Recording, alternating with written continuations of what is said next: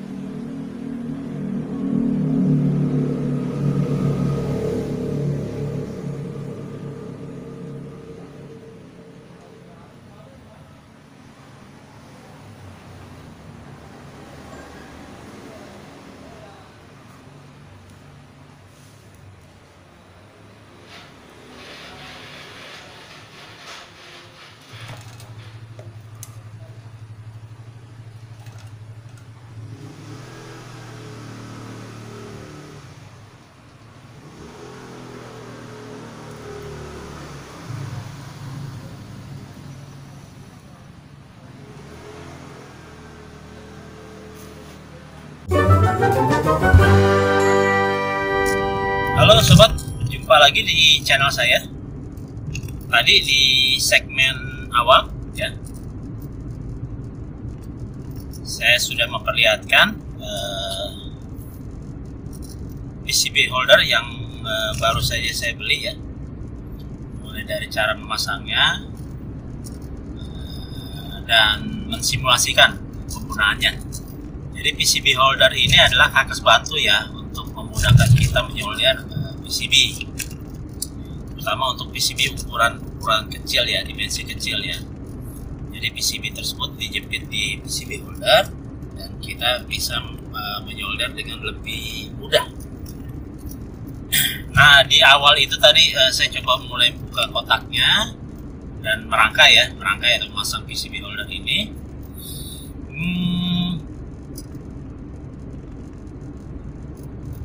Sekarang saya bisa memaparkan lah sedikit lah. Cara memasang itu memang agak repot ya, walaupun sebenarnya komponennya tidak terlalu banyak ya. Repot, di situ ada duduk kaki ya, kaki dudukannya, terus ada besi penyangganya ya untuk jepitannya itu memanjang gitu kan. Kemudian ada jepitannya untuk PCB itu ada 2. Terus PCB holder ini dilengkapi dengan kaca pembesar ya, untuk memudahkan kita menyolder PCB atau komponen yang ukurannya kecil ya, SMD itu. Dari pengalaman tadi saya memasang itu, ternyata ada yang kurang serk sih menurut saya sih. Itu dari apa istilahnya, klem untuk menjepit besi penyangga dan jepitannya itu sendiri. Nah, klemnya ini lempengan, 2 lempeng. Kemudian ada penjepitnya itu untuk mengencangannya itu menggunakan baut ya. Hanya saja agak merepotkan untuk memasangnya ya, karena dia klemnya sendiri itu kan cuma 1 bautnya, ada di tengah. Jadi untuk menyeimbangkan, untuk memasangnya agak repot ya, agak sedikit perlu kesabaran lah.